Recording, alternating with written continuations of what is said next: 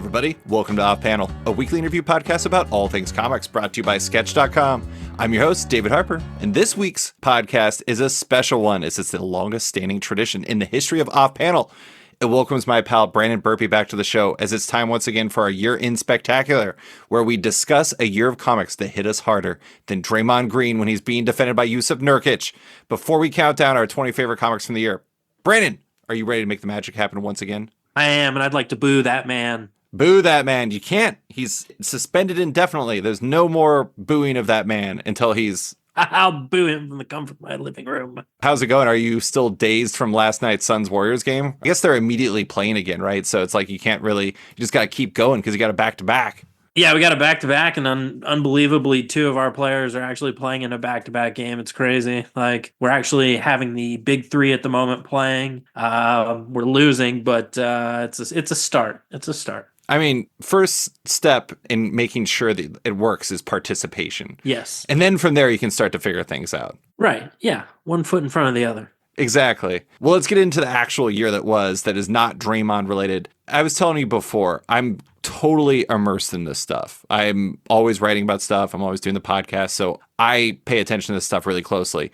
You read a lot of comics, but you do not read the comics internet whatsoever. You hardly use social media outside of Instagram, at least as far as I know. So you're not really tapped into what's going on in the world of comics outside of what you're reading. I want to get your take on something as that specific type of outsider. How do you feel about comics this year? Like, are comics good? Are they bad? Does everything seem okay to you? What's your take? Reading wise, I felt like comics were good this year for me. There's a lot of stuff to read from like a variety of publishers. Sometimes I find myself like falling into a Marvel or DC, I wouldn't say rut, but groove. And then it's hard for me to move out of them. But this year I've got a little more tastes outside of there. I don't want to say too much just because it is on the list. Right. But yeah, I think it's been a good year. I think maybe not so much for the movies. But but yeah, for the comic product, I think it's been pretty solid. I do think it's interesting because, I mean, for you, like you don't know this stuff, but it's just like there's been a lot of conversation lately, like about how comic shops are quote unquote not doing well, and a lot of them aren't doing well. And some people have argued that the reason why they're not doing well is because comics are not as good as they once were. I kind of feel like that's always the case, where it's like this generational thing where it's like, I don't know, probably in like the mid 2000s, we were like, man, if only this was like Age of Apocalypse, like that, that was the real apex. But then you look back and you're like, oh, maybe that era of Marvel might have been better than Age of Apocalypse. It's entirely possible. But I do think that there's to some degree, like some nostalgia baked in there. But does like not keeping up with things with all like the comics internet and everything that's going on around it, does that make you feel like disconnected from comics ever, or does that like not matter because comics have always just been about the comics for you? There's a disconnect. There's definitely a disconnect just because I was so connected into it for so long. Like it's almost like having a phantom limb, but I just don't have time to like do anything about it. I'm so busy with work and everything else, like watching pro wrestling, watching basketball games. Like it's just on the pecking order, like reading up on comic book news has just fallen so low. But yeah, I don't know. It does feel like a disconnect, but I don't know that I necessarily am doing anything to try to reconnect that, if you will. But it does add some fun to things, though, I would say. Like I just the other day I use League of Comic Geeks, I think is the website. Yeah. I use that to keep track of, books that are coming out. And I don't typically read solicitations anymore, which is wild too. So, but I'll go through and like, I was just like looking at some of these cover images coming up for books in like 3 months. And I was like, what the fuck? How do we get here? Like, I have no idea. Like there's whole storyline changes. Books are going away. Books are coming in. Like, I just don't know anything. There was that instance last year. One of the books I was reading ended and I didn't even know it until the last issue. So, yeah, there's definitely a disconnect there, but it makes for some fun. I think we talked about this a little bit last year, but I sometimes wonder if we know too much about things sometimes, where it's like by the time, like a good example is like by the time a movie comes out, I kind of feel like between like the 11 trailers and the buildup and all the conversation around it, it's to some degree you have a pretty good idea as to almost exactly what you'll be watching. And like a lot of like the twists and turns and big laughs and things like that. And in comics, it's no different because they're like always promoting this stuff and they always want to get stuff hyped up, whether it's like, I don't know. I mean, Fall of X the current X-Men storyline was announced in like November of 2022, I want to say, or October of 2022. Damn. So it was like getting built up for like 10 months. So by the time it came out, I was like, how has this not been out already? It feels like it's been coming out for forever. So I imagine for you, to some degree, not knowing about all this stuff allows you to have a little bit more surprise and a little bit more excitement build up because you're not kind of tired of it by the time it comes out. Yeah, there's definitely no like advertisement fatigue. Yeah. Like there's no time for me to just be like, oh my God, I'm so tired of seeing this. And then it comes out and then it's like, all right, I guess I'm going to read it.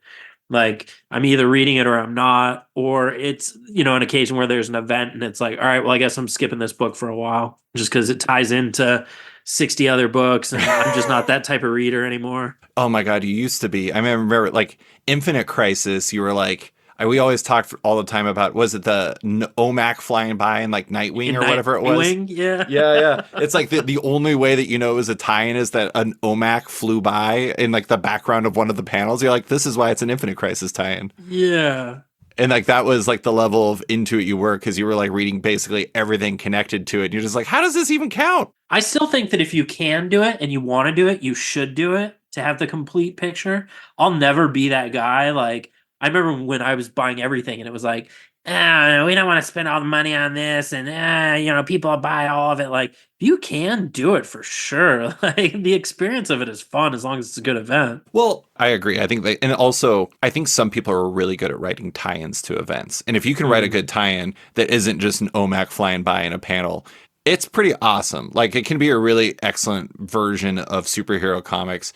I think one big difference today versus like even like what Infinite Crisis was like 2006 or 2005 or something. Something like that. The difference between today and then is like there's just so many more comics.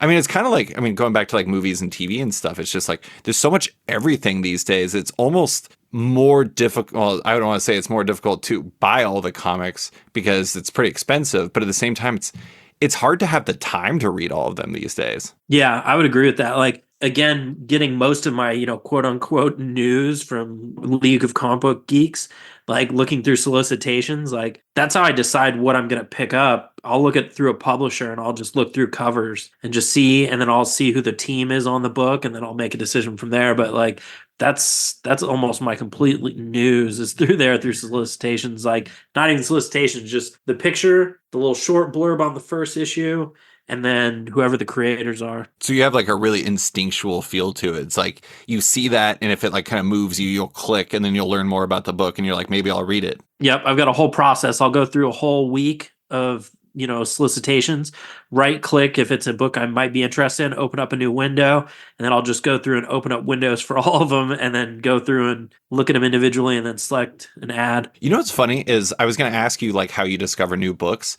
and your process is actually better than mine, which is just basically like, I hope somebody tells me about it. Yeah. Well, I don't have anybody to tell me. I don't have any comic book friends here. I don't know anybody that reads comics. So I don't have anybody to tell me except for like a comic book shop, owner who's definitely trying to sell me everything anyway. Are you saying they're a biased source? I don't begrudge them at all. I'd be trying to sell me everything too. So yeah, exactly. So it sounds like you've kind of like diversified what you're reading to some degree, but how do the big two feel right now for you in specific? As much as you can say without spoiling your list, like does one stand out more than the other? Are they both good, both bad? How are you feeling? I think they're different. I think what I'm reading in both of them is different than what I would normally be reading. Well, not always, but there's a difference in what I am reading and what I'm not reading, or what makes my list this year and what doesn't make my list this year. There's some books that are perennials that don't make it this year. So I would say though, between the two of them, I've enjoyed the big two. I think there's been a lot of fun books. I wish I could name some right now, but we'll get to that. No spoilers. No spoilers. Yeah. I have to ask, this might be spoilers too, but do you know that the Krakoa era is effectively coming to an end? That I do know. I happen to run across something about that going through Bleeding Cool, trying to find out when What If Season 2 came out. That is hilarious. Yeah, so I did get to see something like that. It's ending. I have no idea what it's turning into. No one does yet. Oh, okay. Yeah, so basically they're shifting editors. The guy who's been editing the Avengers line effectively for the last 25 years, Tom Brevoort, is moving over to the X-Men, and he's going to be doing something new. What that is or who will be on it is currently unknown, but it's going to be different. That's what we do know. Are you fine with the Krakoa era ending at this point? Yeah. It's run its course for you? It's run its course. I'm good on insert pages and... How dare you? Yeah, and just Krakoa, like the rebirth stuff. Like, I didn't hate that idea, and I didn't hate those, like that era. I enjoyed it for what it was, but I'm ready for something new. Yeah, it just kind of run its course. Yeah. I don't know if I've necessarily run my course, but I definitely have found my attention waning and like kind of what I've been reading kind of shrinking and shrinking and shrinking. So I'm really just reading 3 main books right now. And that's fine. I mean, there's a lot of books on there, so there's a lot of different flavors. But I kind of, like during this Fall of X storyline, I've had a hard time having a good feeling as to like what the overall shape of it is. It doesn't really, it's like a lot of times when there's like something like Fall of X, there'll be like a Fall of X 4-issue limited series, and then there's all these other side books. That way you kind of have an idea as to like where everything is headed.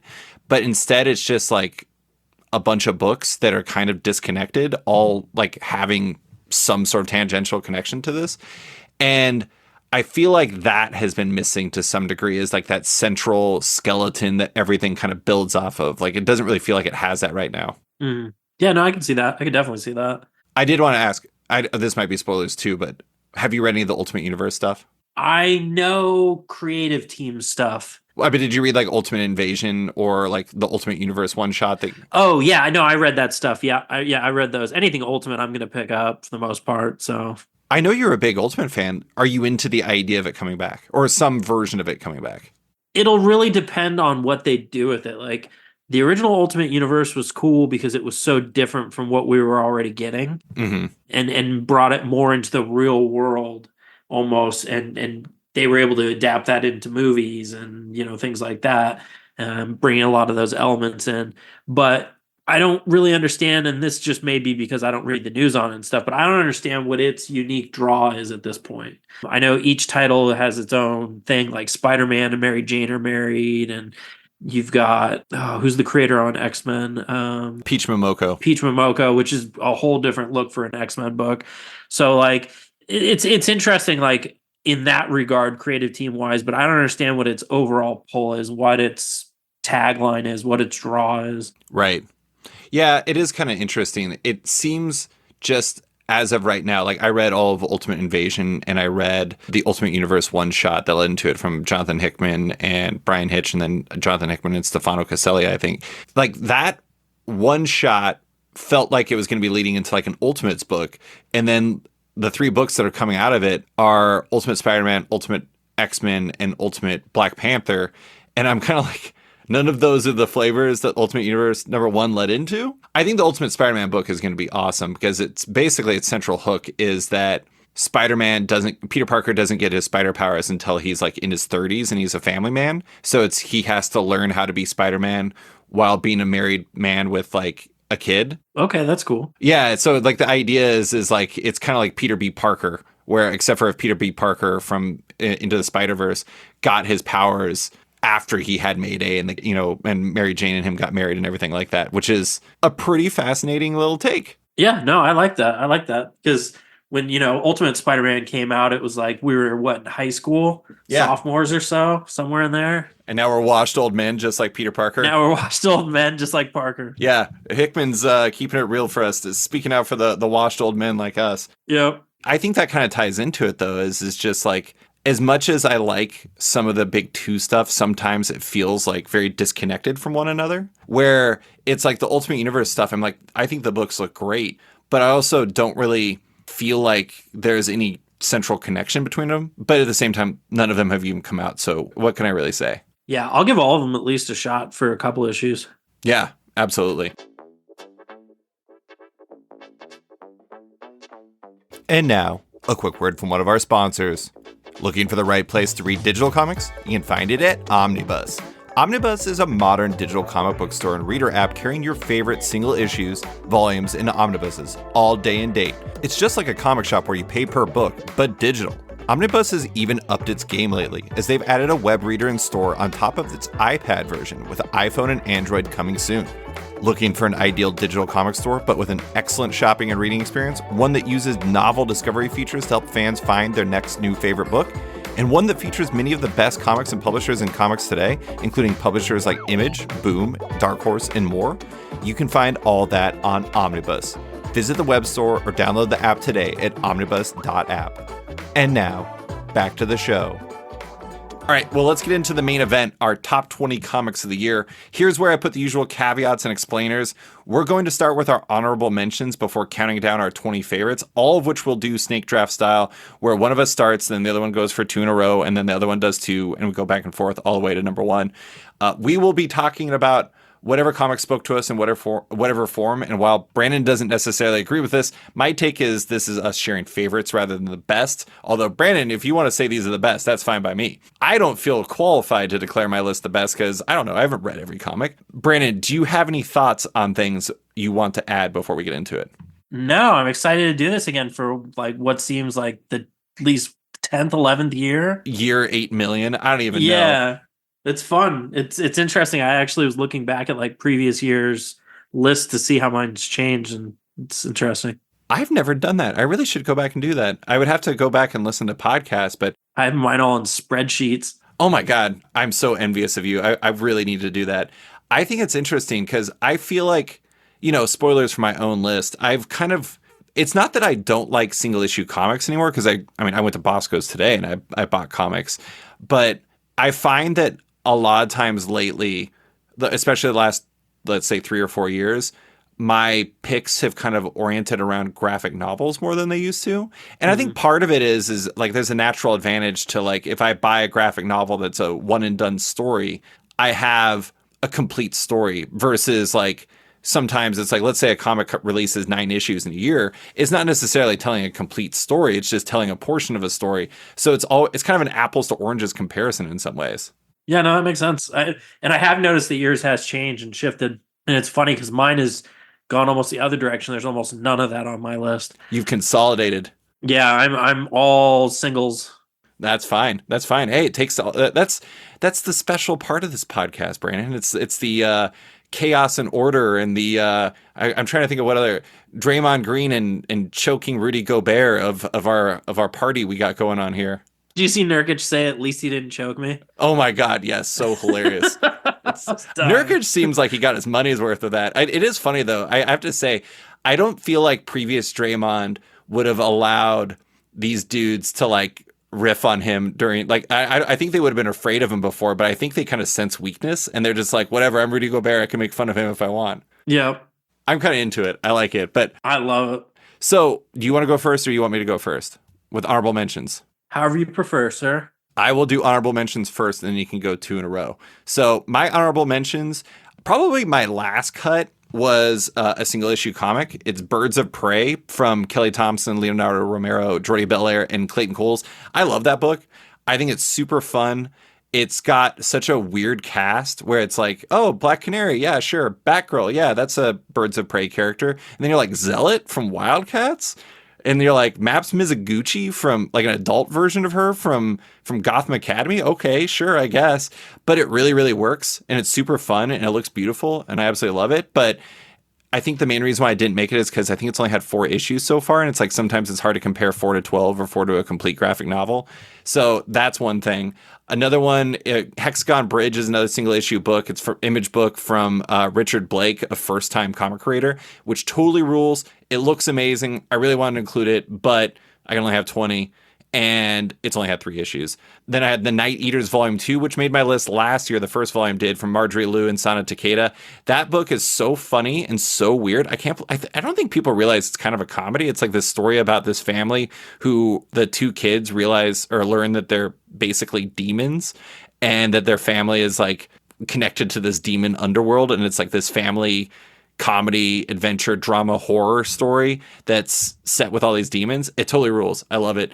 And then let's see, Parasocial from Alex DeCampi and Erica Henderson. Great graphic novel, looked beautiful, great story. It was like Misery for the social media era, just slightly off my list. And then the final one is Cuckoo from Joe Sparrow, a short box book, which was awesome. It was a contender early on, but there's just a lot of really good comics this year. So that was my honorable mentions. What do you got?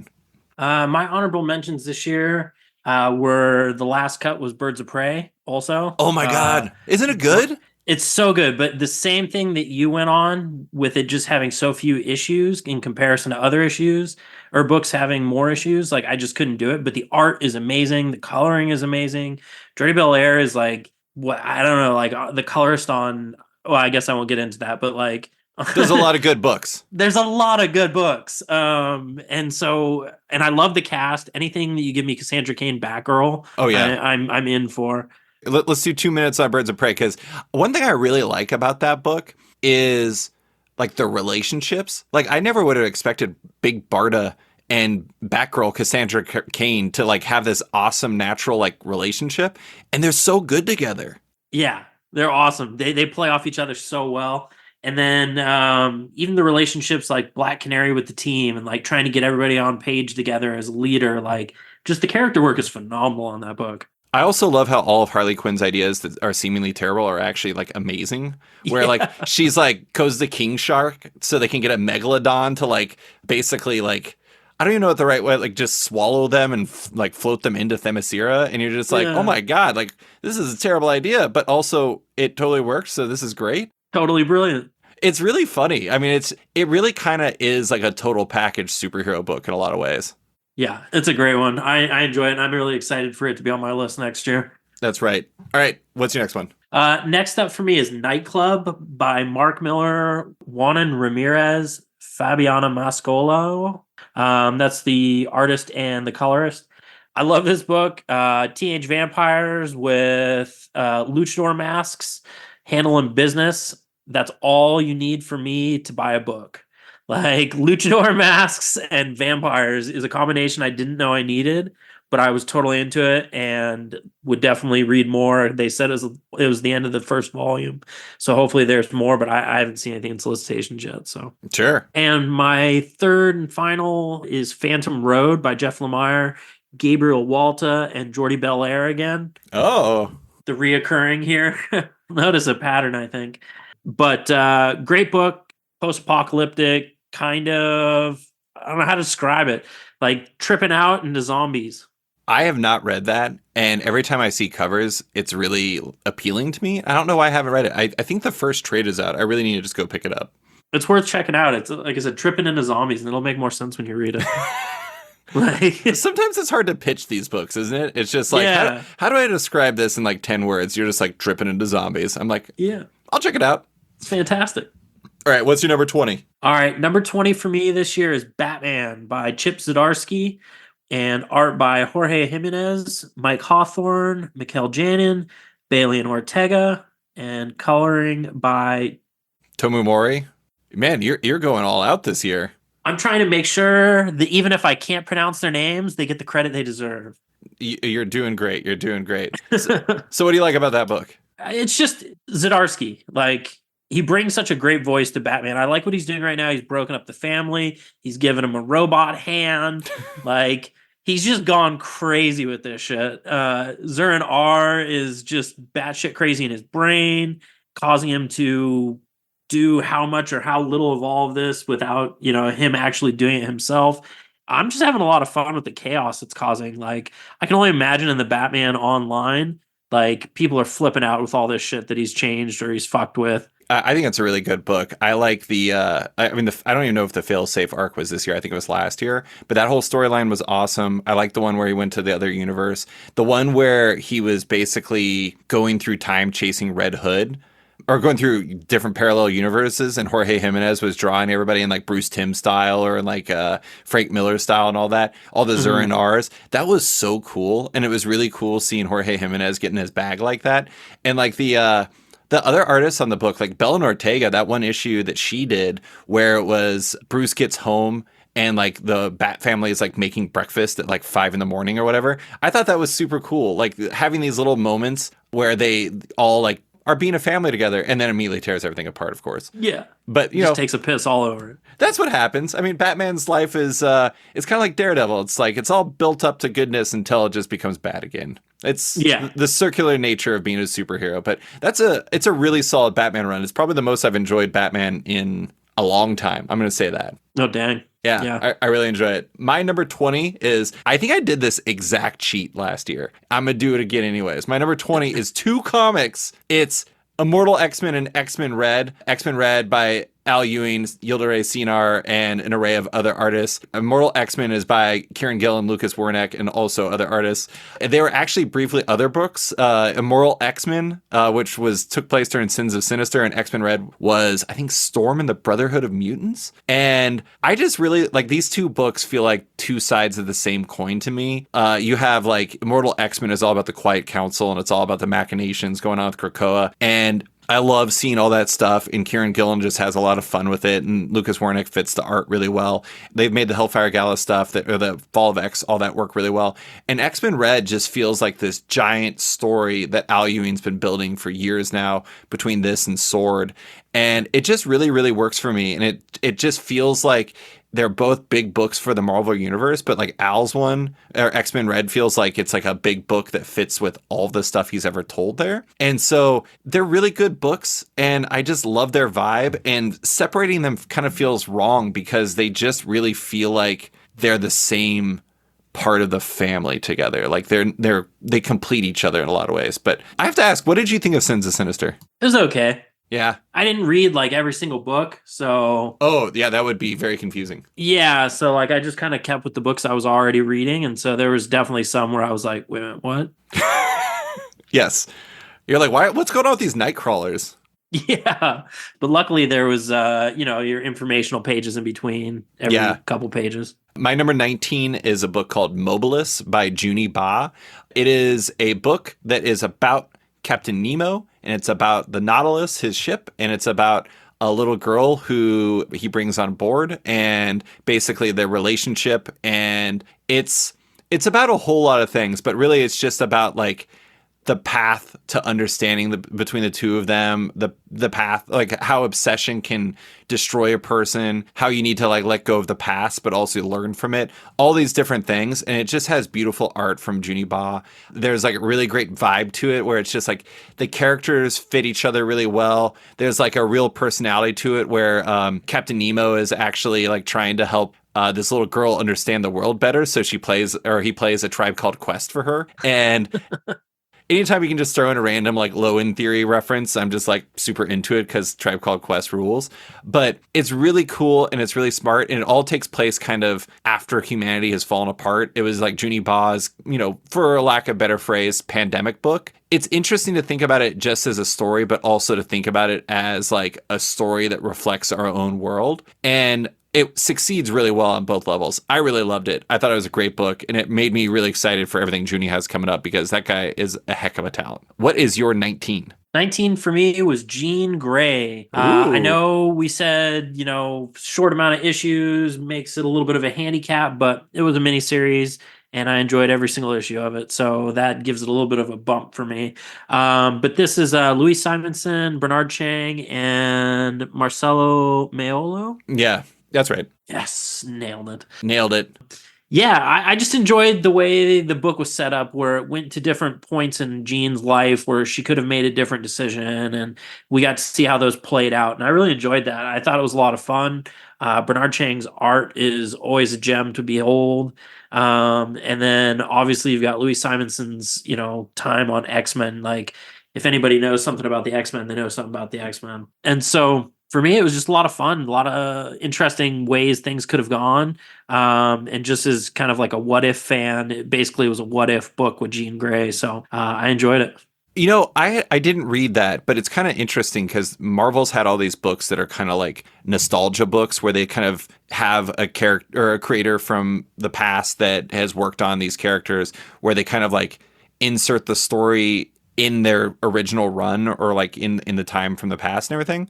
And so they've had a number of books like that. But this one is, at least from what I understand, it's like Jean Grey after she kind of dies-ish during the Hellfire Gala and like kind of looking back on her time and everything. How did the time stuff work? Because I haven't, without getting too far into spoilers, like did all that stuff work for you? Like looking back on her past and kind of fitting in and all that stuff to tie back into the present? Yeah, I enjoyed it because it was mostly just like, yeah, I don't want to spoil too much, I guess, but like he had some white hot room information in there and stuff like that to help facilitate some of this stuff going along.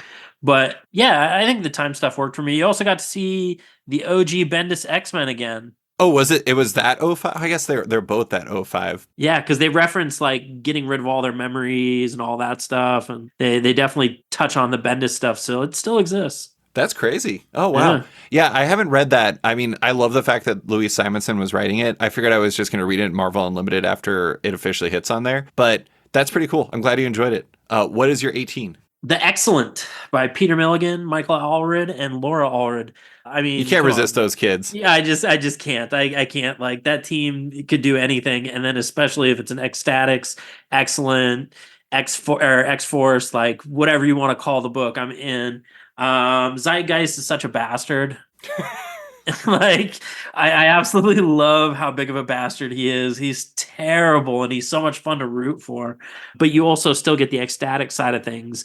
It's just not as focused on them. So I'm definitely hoping we get more of this. I haven't seen anything saying that we are, and I'm sure that it's going to be a grip of time before we get more potentially, especially now here. And like everything's going to change with the Marvel universe as it comes to the X-Men books. So it was a fun while it lasted. I got 2 back-to-back series of it. So.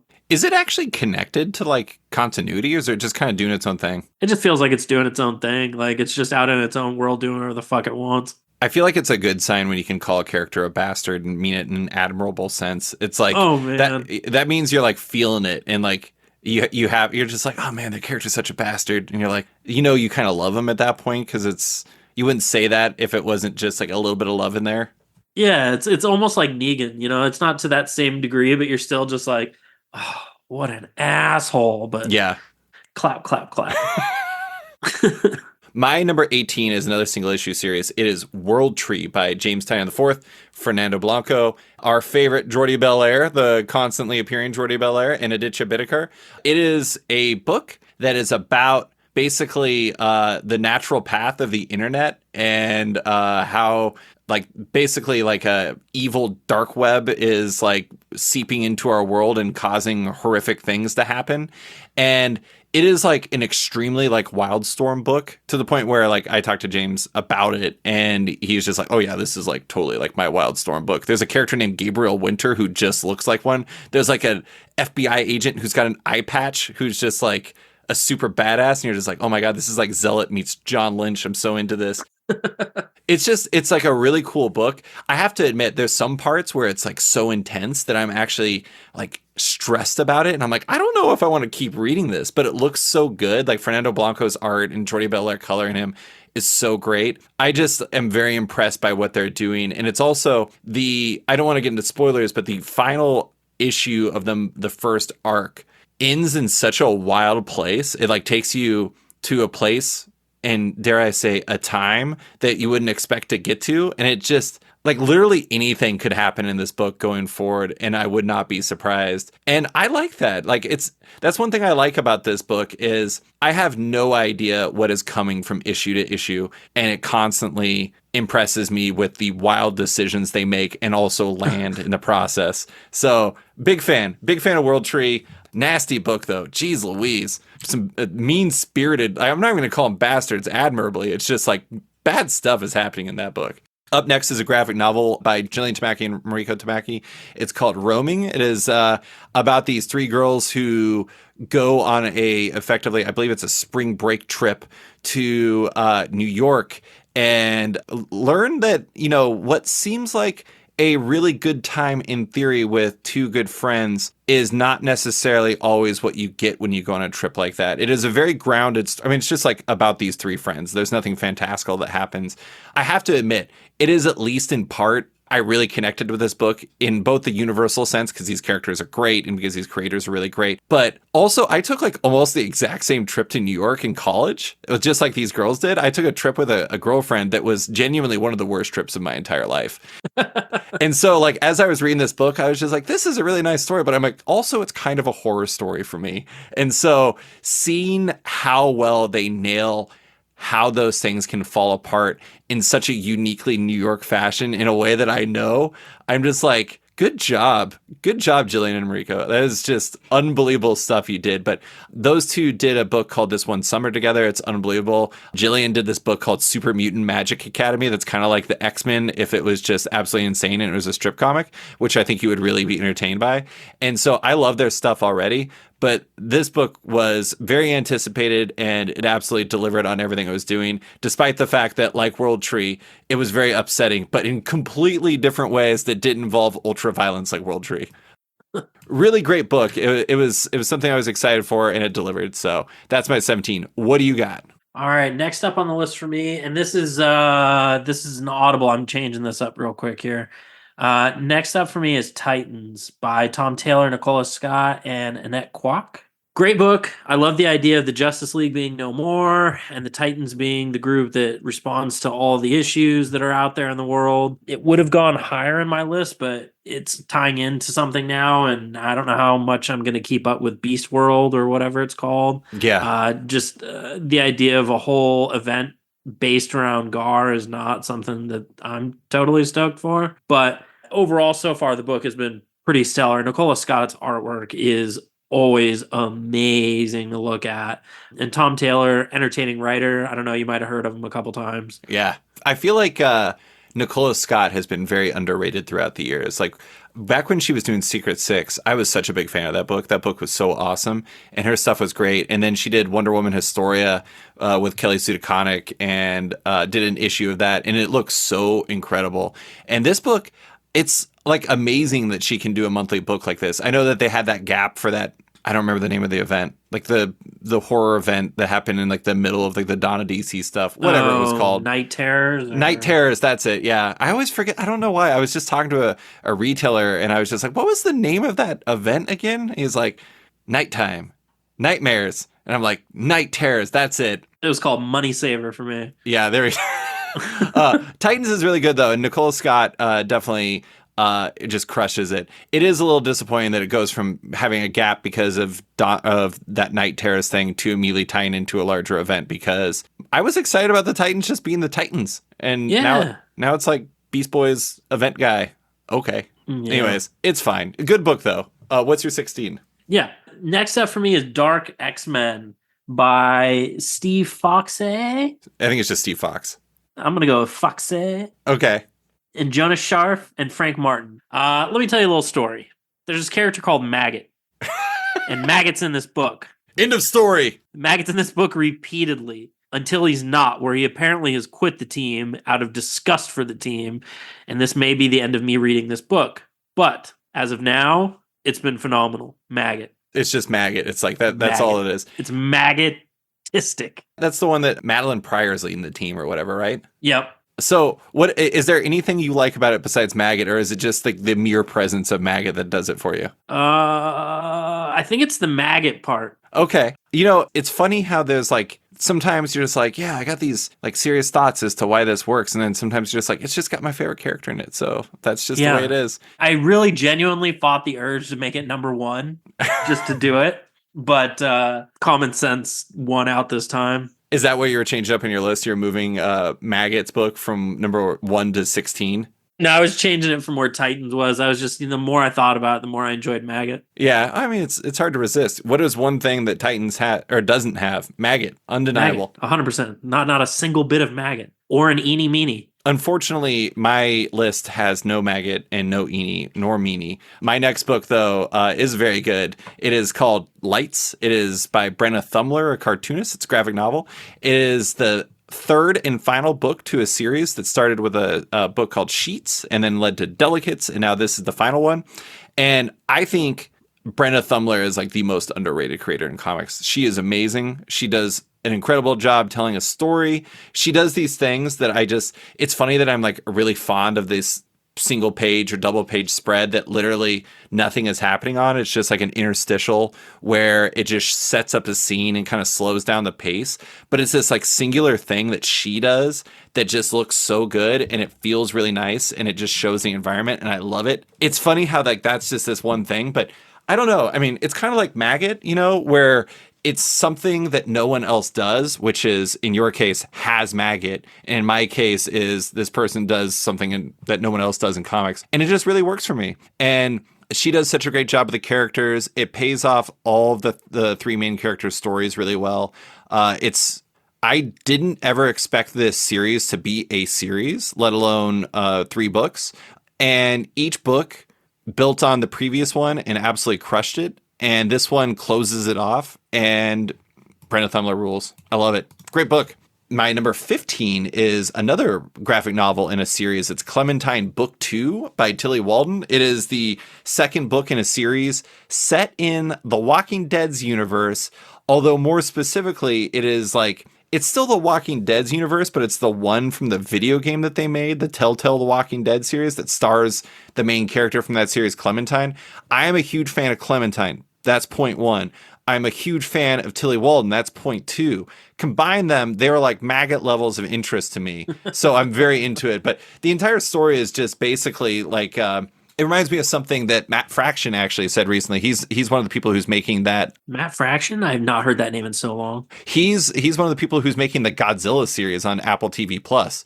And, okay, cool. Yeah. Anyways, and he was saying that like if a Godzilla movie is like basically in world 9/11, then the Monarch Legacy of Monsters story that he's working on is 9/12, like what happens after the disaster. Clementine's basically that. I mean, that's all The Walking Dead is just basically like, all right, the world is horrible and changed and zombies are there, but what do we do now? Like, how do we survive? And that's what this book is.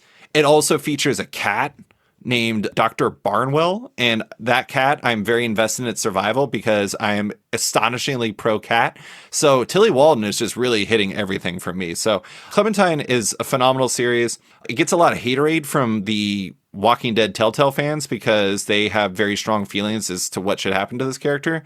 They're not telling the story. Tilly Walden is, and she's killing it. Take that. What do you got for 15? Number 15 for me, we're entering into the Tom Taylor hour. I've got Nightwing by Tom Taylor with art by Travis Moore, Bruno Redondo, Stephen Byrne, Stephen Byrne, and colors by Adriano Lucas. Love this book. It made my list last year. It'll continue to make my list as long as this art team continues to work with this writing team. I love the side panels where they're going through buildings and stuff. I know, books like Hawkeye have done this before. It's nothing new, but I still love the look of it and the appeal of it. It's just a fun book. And I love everything with Babs and their relationship. It's just, yeah. What did you think of like the first person view issue where it was all told from his perspective? That was cool as hell. It's really cool seeing the things that they've done. Like they did that, and then they did the one that was all a single continuous image. And just like them having fun with it is really cool. That's one thing I really like about Nightwing as a book. It doesn't make my list, but like the current storyline where like it's Stephen Byrne on art and it's basically like pirate Dick Grayson. And it's fun. I like comics that are fun, and Nightwing is definitely that. Yeah, the pirate stuff is something that, like, I'm not gonna lie, when I looked forward on solicitations at like the pictures, I was like, what the fuck is happening here? I don't know if I'm gonna be into this, but totally sold on it. I've enjoyed quite a bit. You're not into the romance novel cover version of Dick Grayson, like hanging from like the mast of the ship? I'm all about the covers. There's just not enough ass. He's the king of cheesecake, isn't he? Or no, excuse me, beefcake? Beefcake, I think it is. Yeah, beefcake. Sorry, I mixed up my cakes. What is your number 14? Next up in the Tom Taylor hour is Adventures of Superman with art by Clayton Henry and art by Jordi Belair. Woo! Or colors by Jordi Belair. Yeah, so this book takes Tom Taylor back to the Injustice universe.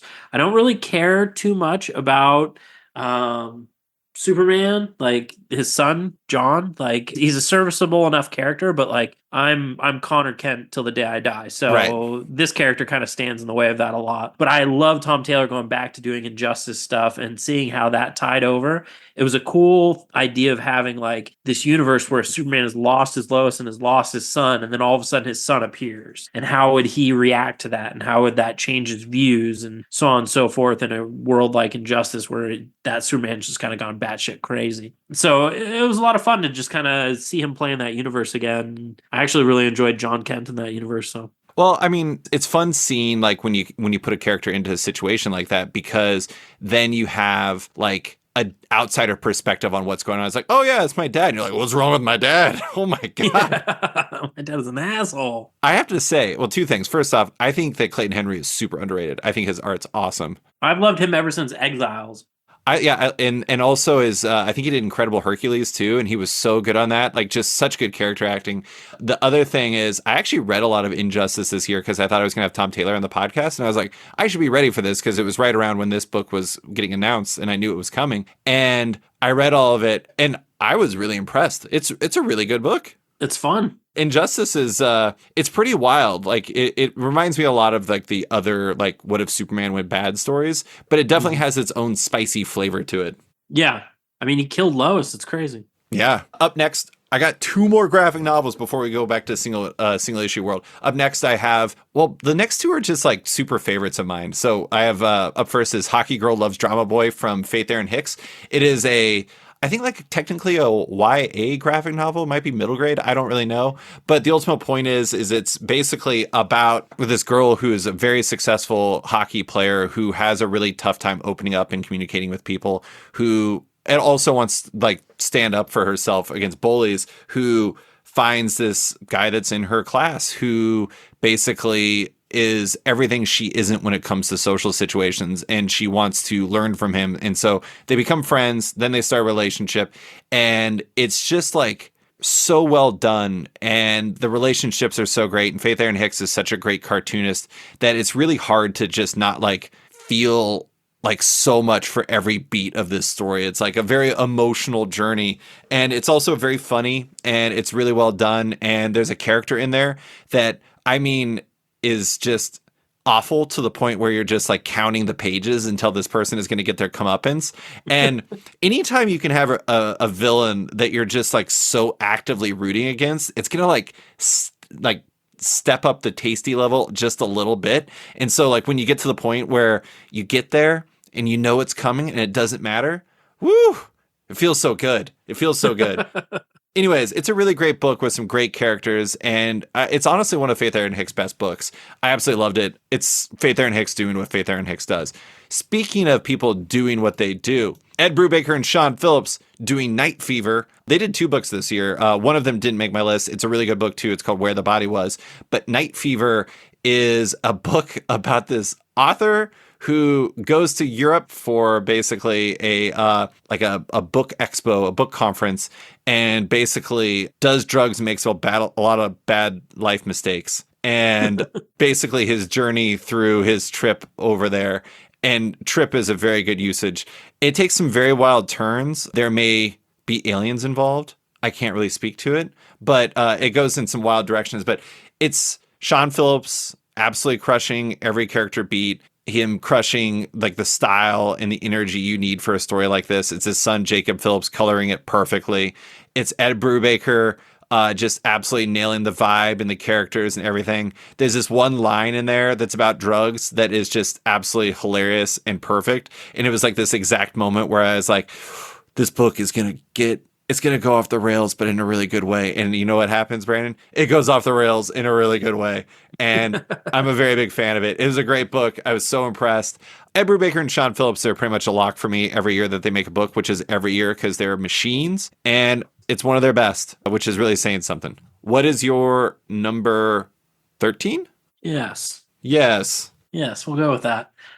Is Immortal X-Men by Kieran Gillen, Lucas Warnick. And I've got Juan Jose Rip listed just because I love that guy's work. And he is on there. Most recent issue. He's on there. So, and then David Curiel on coloring. Mm-hmm. Yeah, a fun book. I'm not reading like a lot of the core books, like a lot of the stuff that I've found that has made my list is like the side books, like a Dark X-Men or a Jean Grey, stuff like that. Just because I think I was getting really confused by things like everything going on with Sinister.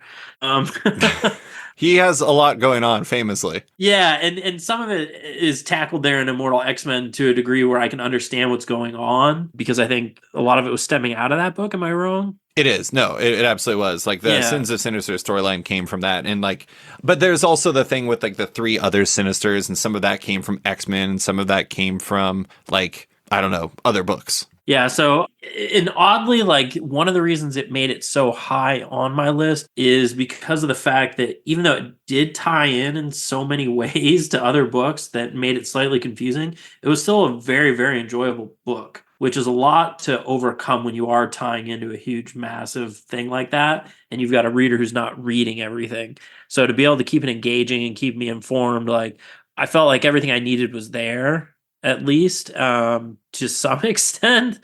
I think to have a more filled in grasp of what exactly was happening, it would have been nice to have more, but I wasn't willing to expand my reading. I feel like in a weird way, I have no idea if you watch this show anymore. I've never watched it, but it's just kind of what I imagine. I feel like Immortal X-Men was like the big brother of the X-Men world, where it's just like Big Brother. I know you do. And isn't that, it's just like everyone's always kind of like scheming against each other and stuff like that. And Oh like yeah. the entirety of Immortal X-Men is just basically constant scheming, where it's just like, if I was in that room, I wouldn't trust anybody. It's like Sebastian Shaw, absolutely not. Mr. Sinister, absolutely not. Exodus, I would trust him only if I was Hope, but I don't know if I would because he's like super obsessed with me. Destiny and Mystique, no way. I mean, like, who's trustworthy? I mean, Professor X is probably the least trustworthy person there. And it's just a big mess. Like, Katie Pryde's like, at least I got Colossus with him. And then you're just like, oh my God, Colossus is like mind controlled or whatever by like somebody in Russia. And so there's just a lot. By his brother, exactly. There's a lot going on in that book. Mm-hmm. Nobody's trustworthy. It's a horrible Big Brother situation where at the end one person does not get a prize. They just are very unhappy, and it's Professor X. Yeah, he's left alone. Just on Krakoa, just hanging out, being real mad and sad. Mm-hmm. Yep. What's your next one? Next up for me is Void Rivals by Robert Kirkman, Lorenzo De Felici. Felici, yeah. With coloring by Matthias Lopez. Yeah. And Patricio Del Pesce. That's a good book. What's the hook for you? So for me, the book came out of nowhere. It was one of those books where I went into a store and they were like, you should check this out. And I was like, why? And they're like, it's Robert Kirkman's new book. And it just like came out of nowhere. And I was like, oh, okay. Yeah, that's kind of interesting. I'll pick it up. Did you know it had a Transformers connection in the slightest? I had no idea. No idea. I just knew it was Robert Kirkman's new book. It came out of nowhere, according to the guy at the shop, and it was worth checking out. So I went home, checked it out, and I was like, wow, what the hell? This is crazy. Like, it was not anything of what I was expecting. Because even if you take the Transformers element out of it, like, it's still a fun, awesome book. It is. I love the idea of there being 2 completely separate planets that are really not that different from each other, and them trying to keep that a big secret. Yeah. And just, I love all the skullduggery of that and the relationship between the two, where they, seem to bond, and then she just throws him under the bus. It's a fun book. Robert Kirkman's killing it on this one. It is a really good book. And it's like, I imagine if you not knowing and you get to like the first issue and you get to the part where they discover Jetfire and he's just like, they're like, oh my God, we found a plane. He's like, oh my God, I've been asleep for a million years. I would have been so shocked. I knew that it was coming and I was kind of bummed out that I didn't get that experience. So I'm seriously envious of you. I was definitely like, is this a Transformers reference? Like, sometimes they'll sneak things in, like, like a trophy place will have Easter egg. Thor's hammer and stuff like that. That's kind of what I thought it was at first. And then I was like, wow, no, okay. And I actually did go online and look that shit up. Well, and also like throughout the series, there's been like references to like, I don't even remember the names of the dudes, like the weird, like, not octopus, but like the weird like sea creature judge things from Transformers the movie. Like they had those, and there's just like a bunch of stuff that ties into Transformers, but they do it in a way where it doesn't make it punitive if you don't know who these characters are, because as you can tell, I only know them as like those octopus wavy guys from Under the Sea from Transformers the movie, which is the worst description ever. The fact that they can do all of that and make like the Zertonian and Agorian storyline work that well is really impressive. I like it a lot. I think it's a really, really solid book. Yeah, it's a lot of fun, and it's definitely, I would say, my surprise book of the year, just because I had no idea it was coming. Literally and figuratively. No kidding. I imagine you're just like, wait, what is happening? Okay. Yeah, I was like, I'll give it a shot. It's not that expensive. Okay, my number 12 is Peacemaker Tries Hard by Kyle Starks, Steve Pugh. Wait, is that Jordi Belair's music? Oh! And Becca Carey. It is a DC Black Label series that is about Peacemaker trying very hard and often failing, but being a delightful idiot during the entirety of the process. I love Kyle Starks. I think Kyle Starks is one of the best writers in comics. It's really amazing how he can do action and comedy and drama and like really hit me in the feels and do superhero stuff and just like be insane all at the same time, and it all makes sense. And that's exactly what it is. And he needs like a really good team to work with to make it all come together. And Steve Pugh is such a good storyteller. I love his art. Jordi Belair colors him perfectly. It's just, I never expected to read a Peacemaker comic, first off.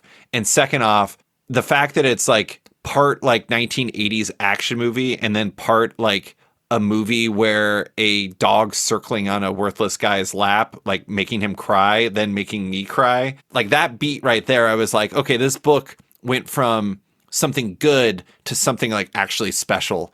And it's really hilarious too. Like there's like these super villains who are like all construction themed that are completely ridiculous. I think they probably existed in DC before, but the way that Starks gets to use those characters is just fantastic. I think that book is awesome. Big fan of Peacemaker Tries Hard.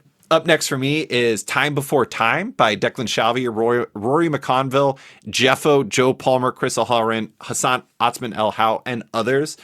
It is a story that is in the beginning about people who are basically like, you pay them, they're like gangsters who you pay money and then they'll time travel you back to another time where time doesn't suck.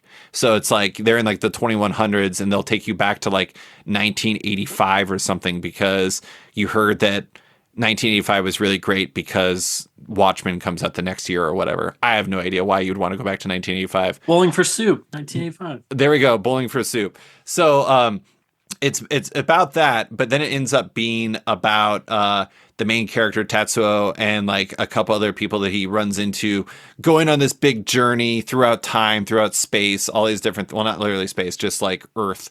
And it had its last year this year. It finished with issue 29 recently. And the weird thing is the first year I liked it. The second year I liked it a little bit more. And this year I absolutely loved it. I thought it just got better and better.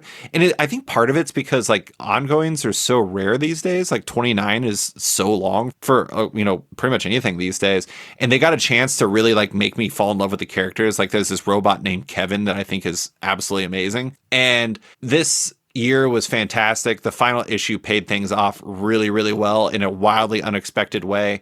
The art was constantly changing because they were kind of rotating art for the last like 19 issues or so, but it worked really well for it. I was so impressed by what they did and the way that they paid these varying characters off. Very, very big fan. They nailed it. Time Before Time. I love that they got this runway to do what they needed to do with the book, and they just absolutely crushed it. So that's my 11. And now, a quick word from one of our sponsors. It's the last month of the year, and Zoop is saving its best for last. Zoop is proud to be the home of the first ever Jack Kirby crowdfunding campaign. Stay tuned for the launch of Kirby and Wally Wood's Sky Masters of the Space Force, the complete Sunday strips. Also, there's still time to support the Conan the Barbarian Colossal Edition featuring the art of John Buscema, Gil Kane, Barry Windsor-Smith, and other legends. Head over to zoop.gg to support the live campaigns and sign up for the ones coming soon. It takes less than 30 seconds to create an account, and the e-commerce style checkout is easy and intuitive. Add multiple rewards and add-ons into your cart, provide some info during checkout, and you're done. No confusing additional steps in finalizing your pledge, and no post-campaign surveys. And of course, every creator appreciates your support. For creators looking to crowdfund your project, Zoop is currently open for submissions. Email them at hello@wearezoop.com to start a campaign. And now, back to the show. Mine is Superman by Joshua Williamson, and then with art by Jamal Campbell, Nick Dragata, Gleb Melikov, Dan Jurgens, Norm Rappamund, Edwin Gallman. And then you've got coloring by Jamal Campbell, Frank Martin, Alejandro Sanchez, and Edwin Gallman. I enjoyed this book. Superman is a character that's real hit or miss for me. Either I really enjoy the interpretation or I don't. It's not like Connor Kent where I'm just like on board like a maggot type situation. Yeah. So I really enjoyed like kind of almost like the back to basics, like the Daily Planet and having him work as a writer and having Lois run the Daily Planet and just the things that they're doing right now. Joshua Williamson is a writer I always enjoy. So seeing him jump on a Superman book, I had to check it out. Definitely worth the time. The Jamal Campbell art is so awesome. The covers in particular are something I really am attracted to. I found myself looking through the solicitations and finding those covers and those being a huge selling point for me, especially that first cover where it's like Superman flying out and then everybody surrounded below. Yeah. Beautiful cover. And the artwork, sometimes you'll see the cover like that and you're like, but what am I going to get inside? And what do you get inside? The same fucking shit. It's amazing. You don't get that very often. So I was pretty excited. And the book continues to put out quality work. And, it just hit, 850? I think so. I mean, it's funny, though. It's like, is it issue like 8 or 9 or something like that? I don't even know. Pretty much. Yeah, it's issue 6, but it's 850. You know how it is. Comic math. I gotta say, you're dead on Jamal Campbell. Jamal Campbell is awesome. Like, his stuff is so good. Like, he did this book Far Sector where he just absolutely crushed it, and like he fits Superman so well. I know that they've rotated artists, but at the same time, it's like when you're bringing in somebody like Dragata as like the fill-in, you're just like varying degrees of rich at that point. Absolutely. Yeah. No, there's definitely like not a single step down in the art. Well, obviously, it's like like a Dan Mora type thing for me, where like Jamal Campbell's art is on the rise. Like I would pick up a Jamal Campbell book now based off the art. Yeah. So for me, that's great. But yeah, like you said, a Nick Dragata, a Dan Jurgens, stuff like that. You're definitely not losing out. No, it's varying degrees of winning. Yeah. What is your number 10? Number 10 for me is World's Finest Teen Titans by Mark Waid, Emmanuel Lupacino with Mike Norton, and Jordy Bell fucking Air. I can hardly believe it. I can't believe it. Like, who is this person? So I really enjoyed this book. I like that it takes the world's finest, like Batman and Superman world's finest type idea, and takes the Teen Titans characters back to earlier years while still making it kind of modern and kind of working on the dynamic between the characters. Emmanuel Lupacino's art is so beautiful. I absolutely love it. And then you have great things in there that Mark Waid throws in, like the relationship between Tempest and Donna Troy. Yeah. And just like their opposites attract type deal. And yet they're still kind of similar in that they're outcasted. They're from different, civilizations and things like that.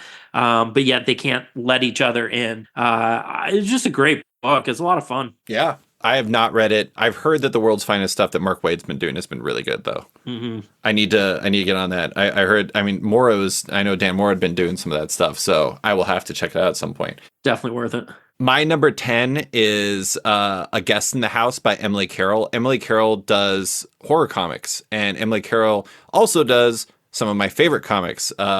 She had done one of my favorite comics ever. It's called Through the Woods. Through the Woods is an awesome, awesome book. This is not Through the Woods. That's more like fairy tale oriented.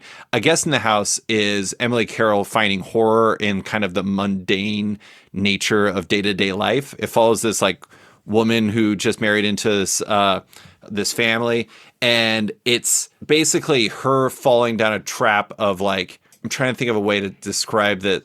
Let's just say that she suspects her husband of doing something bad that involves his previous wife, and you following her down this like paranoid path, and also this she's visited by something.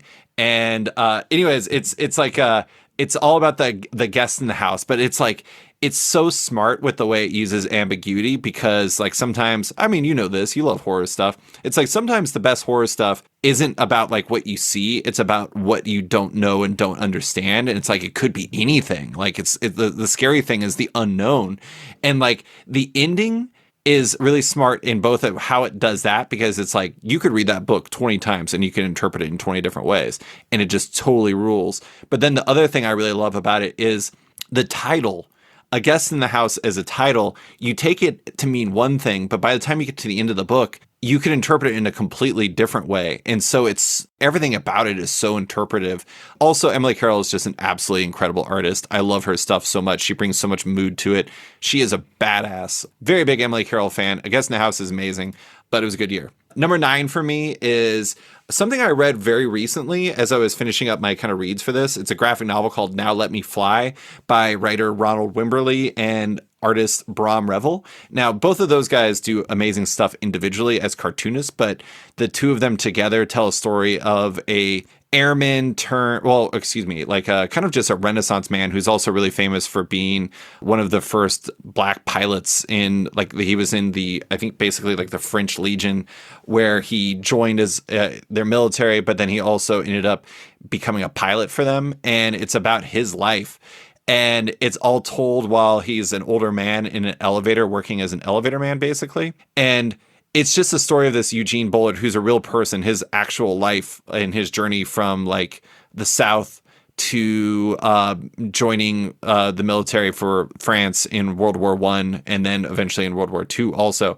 And it only tells a portion of his story, but Ronald Wimberly does such an incredible job bringing everything together. The character work is fantastic, and it is like a crazy showcase for Brahm Revel's art. I've always been a big fan of him. He did this book called Gorillas over at Image and then Oni Press that was about like chimpanzee soldiers in Vietnam War. Mm-hmm. And it was amazing stuff. This is just really fantastic cartooning. He's done storyboard work for the Venture Brothers, and you can kind of see some of that, I don't know, like throwback era style color or cartooning that he does here. And it just works so well. I was so impressed by this. As soon as I finished reading it, I turned to Amber, my wife, for listeners that don't know, and I was just like, that one's a contender. And it's number 9, but it's a really, really good book. I was very impressed by it, and I love learning Eugene Bullard's story. It totally ruled. What is your number 9? My number 9 is Radiant Black by Kyle Higgins, Marcelo Costa, Eduardo Ferragato, Z. Carlos, and then coloring by Raul Angulo, Marcel Costa, Igor Monti, and Rod Fernandez. I just want to say really quick, listeners can't see this because there's no visual element to this, but when Brandon is trying to like read his list, he just keeps getting closer and closer. And I love how every time we say a name, it just gets like a little closer. Yeah, because it goes down the line. So some of these in my contacts are kind of dry. So I'm getting close to read it. No, I totally get it. Yeah. We're at the age, man, where we got to make these fonts bigger. It's painful. And some of these, like, man, there's just so many people involved. We haven't even hit it yet. Radiant Black, though, great book. Kyle Higgins, followed more from Power Rangers. And then he just kind of did his own Power Rangers and created his own universe. And he's done a great job at it. And I love what they're doing right now with the book, where there's, you know, the A and the B issue. I don't know if you're reading this book, but there's an A and a B issue, and it tells the stories from both potential Radiant Black carriers. Just cool idea. And it definitely, my pocket doesn't like it, but it's a cool enough idea to keep me involved and keep me wanting to spend the money. I'm interested to see, like, I'm highly invested to see who ends up being like the host, like who ends up being that person that is Radiant Black. And so if I've got to read 2 issues a month or 2 issues a week, just to get there, I'm into it. It's just super engaging stuff. I think it's super cool. I'm not actually reading it. I have the first 2 trades and I need to read them, but I think it's really cool how they've all, but particularly Kyle Higgins has basically like built up his own universe, but also found different ways to like make things really like spicy and interesting for readers, where it's like the AB thing you're talking about, or like they did a podcast for like No One, I think it was. And they did like a thing where you could scan one of the panels, or like an AR thing, and you could actually watch a video like where they actually had actors play the different roles and stuff like that. It's so cool, all the different things he does to get people excited. And it really takes a lot of imagination as not just like a storyteller, but also somebody who thinks about like, how do people engage with stories these days? And like the fact that he's got you that invested in like figuring out who Radiant Black will end up being, or the carrier or whatever, makes me want to read it more. Yeah, it's like you think you know at one point, and then they're like, "Nah, we're just fucking with you." Now you get to read 2 issues, and you get to try to figure it out, and it's like, "Oh, well, fuck. I guess I'll do it." I mean, if they can hook you that well, that's job well done by them. Yeah, 100%. What is your number 8? Next up for me is The Ambassadors by Mark Miller. Okay, here we go. This is a big one.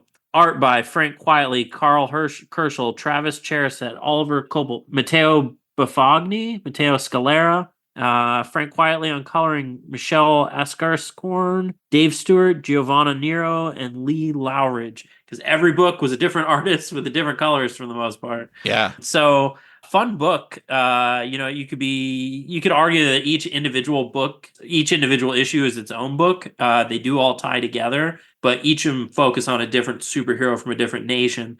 I thought it was a cool idea. I'm hoping this is obviously a build up to a team where you get to see them all in action together and, fighting the forces of evil or whatever, but I like the idea of how they did this to like build up the troops and get to this point.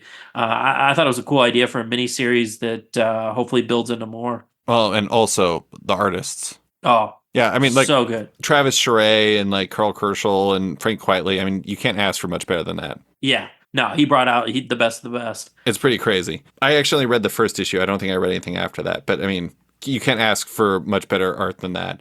All right, next for me, I have at number 8, I have Danger and Other Unknown Risks by Erica Henderson and Ryan North. It is a book that is about a girl whose destiny is to save the world after the world ended in Y2K. And Y2K has ended the world, and basically it's this girl who is like a chosen one type character who is on a journey to put all the things together so she can save the world. And it is both an incredibly charming comic because of like that journey, but also in how Ryan North and Erica Henderson are kind of setting up the chosen one element or aspect of it. They both perfect and kind of make fun of the chosen one element within the story, but it's also incredible for what the entire journey ends up being, like the point of the journey ends up being, or the reason why they're doing it. It's super wild. It has some super unexpected directions it takes place. There's a prominent feature of, I believe, well, I know Deuce Bigalow, Male Gigolo is prominently featured in it, but I also think the movie Cannonball Run 2 is featured in there, which is very impressive. It features a talking dog. It is so funny and it is so charming, and I love the characters. It's like one of those comics where like it's a graphic novel and I just loved living in the world and going on the journey with them. I actually like read it twice in a row when I first read it, and it's so impressive. And I love Erica's art. Erica is one of my favorite artists, going back to Unbeatable Squirrel Girl, and she just keeps getting better and better. I mean, she almost had 2 books on this list between this and Parasocial, but Danger and Other Unknown Risks was my favorite of the 2, which is really saying something because Parasocial rules. But this book is just incredibly charming, and it makes me happy. It prominently features a character throwing a frog for the purposes of testing out universal madness, basically. And it makes total sense in the moment. I love it. It's nuts. Yeah. Danger and Other Unknown Risks. Everyone should read it. Number 7 for me is a single issue book. It is Kaya by Wes Craig, Jason Wordie in AndWorld Design. It is a difficult book to describe. It's kind of like Bone, but also got elements of Saga in there, but also has elements of like kind of Conan the Barbarian. It's about like this young girl with a like basically like a, I don't know what the best way to describe it, a mechanical arm, a robot arm, a very powerful arm, and her little brother who is also a chosen one, who is destined to save his people from this horrible like robotic tribe that is trying to take over the world and wants to kill him because he's destined to take them out, and it's created this like circle of like everyone wants to get everybody. And Wes Craig is, I loved him on Deadly Class. I liked his work before, but Kaya is him doing his thing to the absolute max, and it's him like pacing the story how he wants. It's him telling the story how he wants. It's him like making the characters he wants. So you get these like crazy mutants, and you get like a lizard man with like beautiful hair, and you get like crazy robot arms, and it's so cool living in this world, and it's such a well-told story. Wes Craig's art is unbelievable. Some of the stuff he does on the page is just unlike anybody else. Honestly, like Wes Craig is one of like the best in the business these days. And Jason Wordie does a great job with the colors. AndWorld Design does a great job with the letters. It is a total package. It is just a fantastic book, and I think you would dig it. It's a great comic. What is your number 7? Number 7 for me is a book that you have already named, Peacemaker Tries Hard. Woo woo! That book had me cracking up. Anytime I can sit there and read a book and it just has me laughing out loud, like literally not in like the millennial LOL style, like we're millennials. I know we are, but that is how people interpret that laugh out loud as that LOL. That's true. So yeah, it had me cracking up. The different types of helmets on display. Oh with my little God. Titles, like just the little details in the book sometimes were the best. But overall, like I just want more. I just want a lot more. I don't know if like having more will dilute this, but I'm willing to try. What is it about scenes like the one where he looks at the showcase of helmets and like the different ones he can choose from, where you just look at the details and like those scenes kill it 10 out of 10 times every time? Oh yeah, it's like 100% hit rate. You know who was great at that? Was Chew. That book was great at it with the little details. Yeah, like those scenes. It actually it's like it kind of reminds me of Incredible Hulk Future Imperfect, where you go into Rick Jones' trophy room and you're just like, oh my God, is that like Beast's entire fur? Yeah. Do they have the entire, all these different things? Except for this one is just like weird, like telepathic beam helmets and like weird, I don't even remember. There was like a lot of weird stuff. But one was a Bane voice. I remember one was the Bane voice helmet. And I was like, oh my God, I would totally grab the Bane voice helmet. That would have been amazing. It's so amazing. I'm glad, I knew you would like that book. That just is so up your alley. Yeah, I just looking at the covers, like with him and the dog and stuff like that, I was like, "Oh, this is gonna be really good." Bruce Wayne. Yeah, I love the scene where he's like, Bruce Wayne has been kidnapped to Amanda Waller, and Amanda Waller is like, "Oh my God, it's a code red. Well, Bruce Wayne's been kidnapped," and then she finds out that he's talking about a dog, and she's like, "You're talking about a dog?" It's hilarious. Yeah.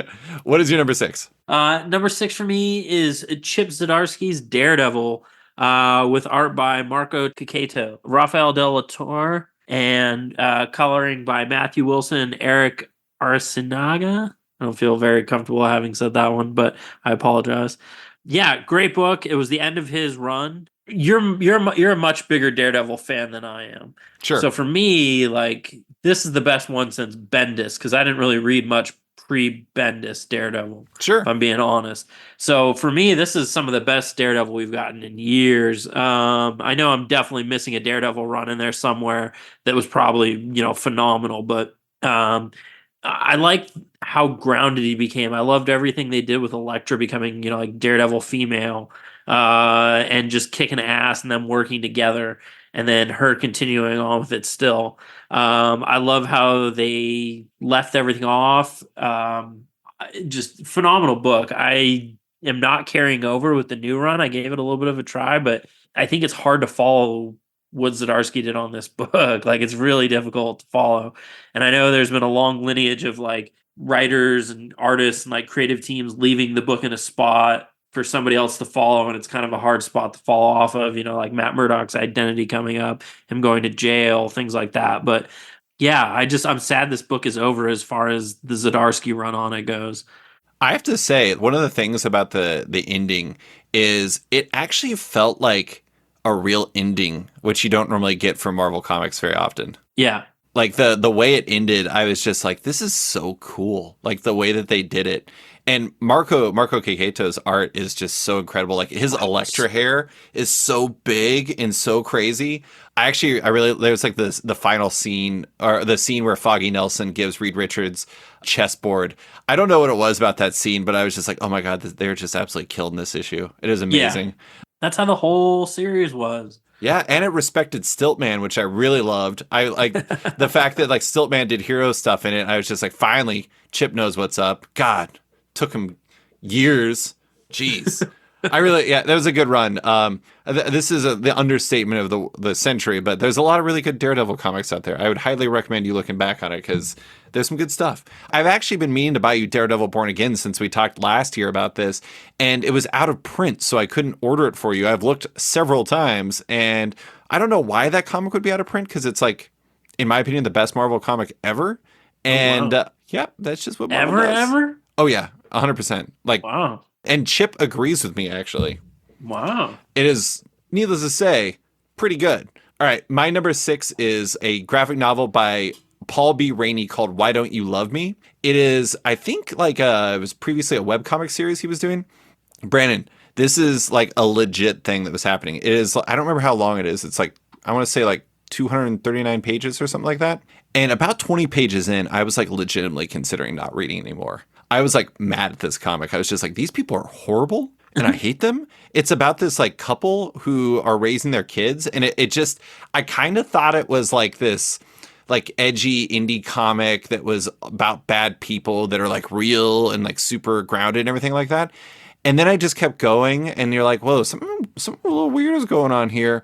And then it just keeps getting weirder and it keeps getting weirder. And you start understanding and you keep understanding. And then you're like super invested in these characters. And by the end, you're just like absolutely blown away by it. This book has appeared pretty much everywhere on my list from like 3 to 10. 6 felt like kind of like the dead center. So it might as well be where it ends up. But it is completely unlike anything I read all year. And it is so mean-spirited and weird and hopeful and awesome and just ridiculous. I just loved it. I was so impressed by it, despite the fact that once again, for like 20 pages, like at one point I Googled it. I was just like, am I getting like rickrolled here or something like that? And like, is this like some sort of like scheme somebody's pulled on me? Like, do people like this? And I Googled it and like people seem to like it. I was like, I guess I'll keep reading this. And then I was like getting it more and more. It's so well done. Very impressed.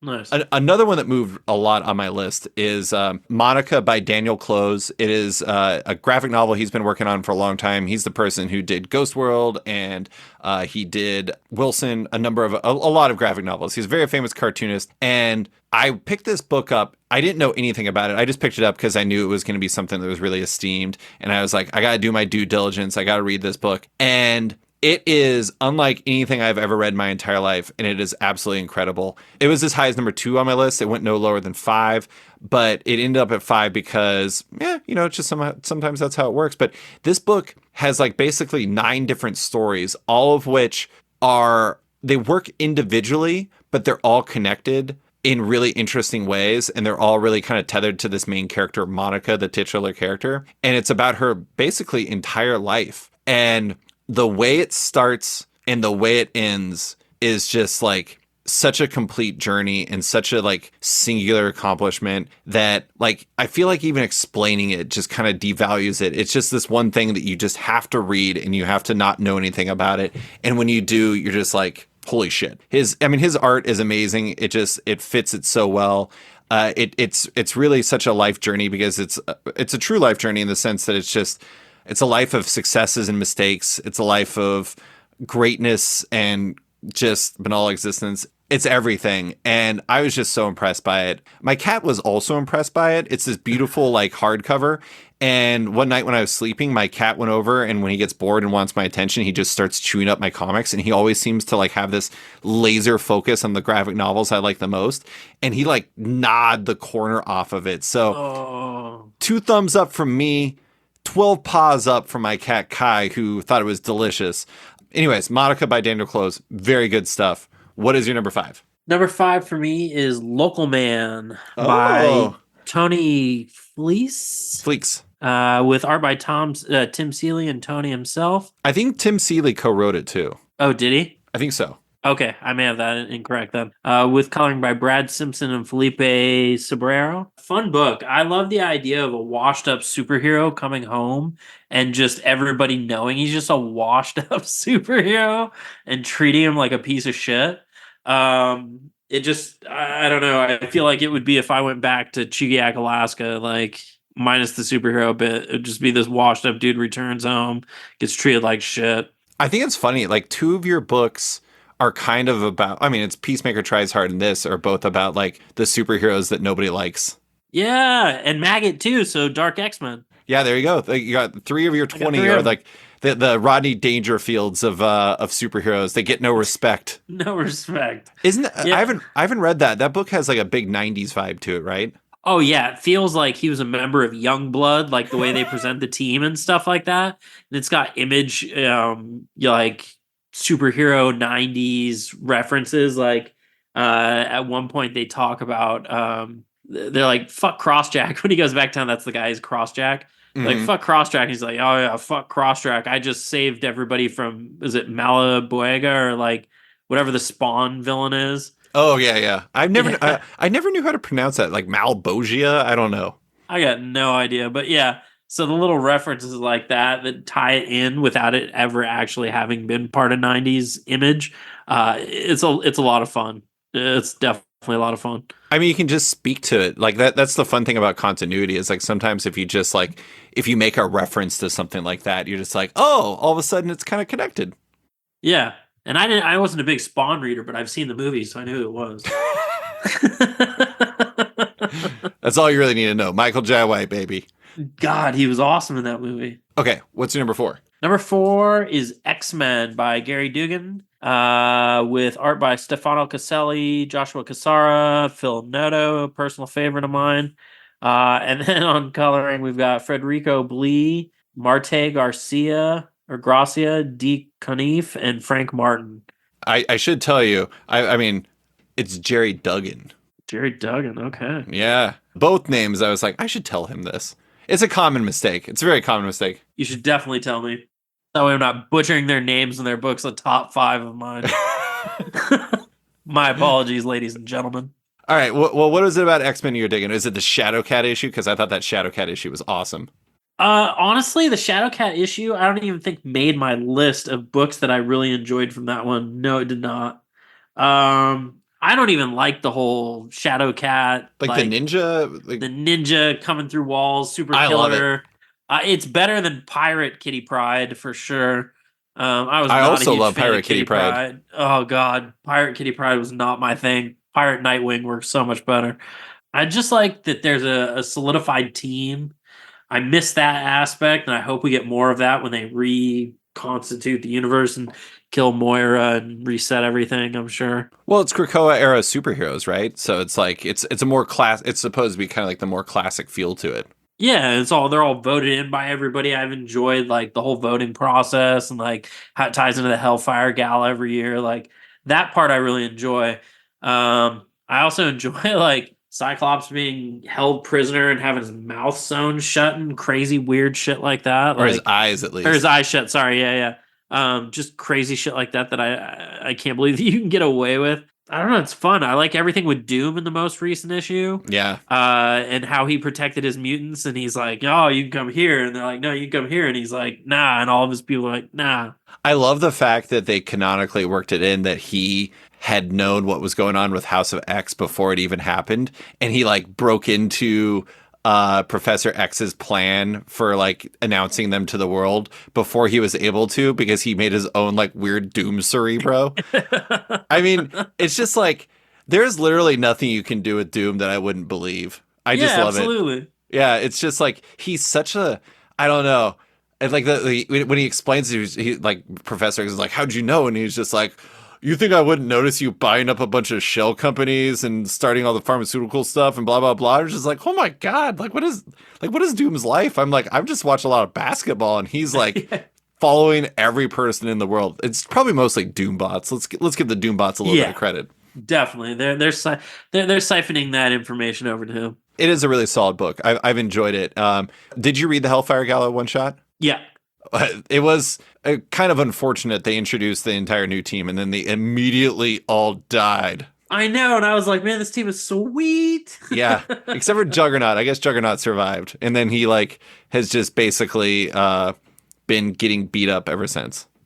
Yeah, I think he escaped at now. Like I think he was released by Firestar. Spoilers for 2 or 3 issues ago in X-Men, but either way, it is a solid book. I like it a lot. Number 4, my next pick is Impossible People, a completely average recovery story by Julia Wertz. It's a graphic novel where it's literally like telling, I don't even know how long it is, like 3 or 4 years of her life, where this cartoonist Julia Wertz is trying to basically get over her alcoholism and like get her recover from all of that. And also just kind of like figuring out her life as she's a cartoonist in New York City and, you know, figuring out all of her relationships and all these different things. And it is such an honest and funny and like sometimes absurd in the way that life is absurd story.